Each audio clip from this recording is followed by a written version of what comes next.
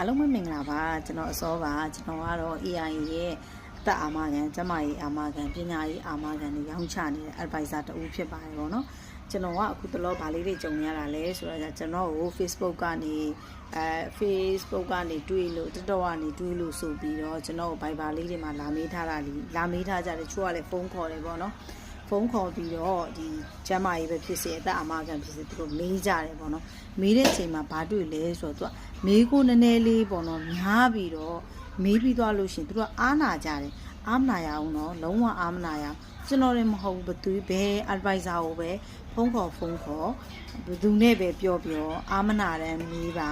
ပြီးသွားလို့ရှင်အားမနာတယ်ပေါ့နော်အားမနာတယ်မေးပါဆိုတော့ကိုသိကျင်တဲ့အကြောင်းအရာကိုလုံးဝကုံစံထိမေးပေါ့နော်ခါလေကြလို့ရှင်ရင်ဘာဖြစ်လဲဆိုကြတော့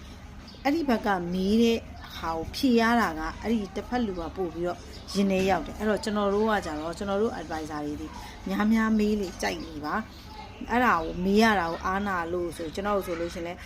ညီမလေးစိတ်ရှိရင်နဲ့ဖြေပေးတာအမစိတ်ရှိနဲ့ဖြေပေးရကျူးတမာတယ်မေးသွားတာမေးတာတွေများတာစိတ်မရှိနဲ့နော်ဆိုပြောကြတယ်လေအမဆိုကျွန်တော်တခွန်းမဲ့လုံးဝအားမနာနဲ့စိတ်မရှိနဲ့ဆိုတာကျွန်တော်တို့ကပြောရမှာမမေးရင်ကျွန်တော်တို့ကနေပြီးတော့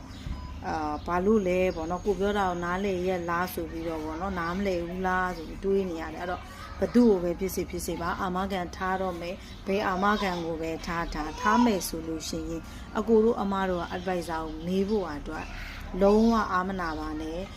ရှင်းလင်းဖြစ်သေးစီမေးပါ advisor ဘက်ကဘလောက်ပဲရှင်းပြကိုကလေတိကျင်တဲ့မေးခွန်းမရှိတဲ့အခါမှာနားထဲဝင်တာအရန်နေပါတယ်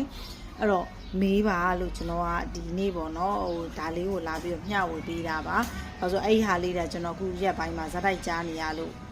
ဟိုထားသည်ဖြစ်စေမထားသည်ဖြစ်စေအာမခံသည်ကိုကအကုန်လုံးကိုသိပြီးမှအကုန်လုံးကိုနားလည်ပြီးမှထားတာကစိတ်လဲပျော်တယ်တနေ့တစ်ခါတက်တန်းတိုးတဲ့အခါကျရင်လဲငါဒါလေးလုပ်ရအောင်ပါအာမခံသည်ဘလောက်ရေးကြည့်တယ်ဆိုတာလေးဒီကိုကအကုန်လုံးကိုသိနေမှသာထားကျင်တာပေါ့နော်ထားလဲထားကျင်တယ်ပြီးတော့ကြတော့အရေးကြီးကြောင်းလဲသိရအဲ့တော့ဘသူပဲဖြစ်အကိုတို့အမားတို့ဒီ file ပေါ့နော်အာမခံနဲ့ပတ်သက်လို့ရှိရင်ကျွန်တော်တို့မဟုတ်ဘူးတို့ပဲပြီးမေးလို့ရှိရင်အကုန်မေးပါအာမနာတယ်မေးပါလို့ကျွန်တော်ဒီပေါ့နော်အာမခံနဲ့ပတ်သက်တဲ့အကြောင်းအရာတွေသိချင်တယ်ဆိုရင်လည်းကျွန်တော်ရဲ့ဒီ Messenger မှာဖြစ်စေကျွန်တော်ဒီ bio မှာတင်ထားတဲ့ပေါ့နော် Viber ဖုန်းနံပါတ်ကိုပဲဖြစ်စေလာပြီးတော့မေးလို့ရပါတယ်အာမနာနဲ့လာမေးပါကျေးဇူးများတင်ပါတယ်ကြည့်ရှုပေးတဲ့တယောက်ချင်းစီတိုင်းကို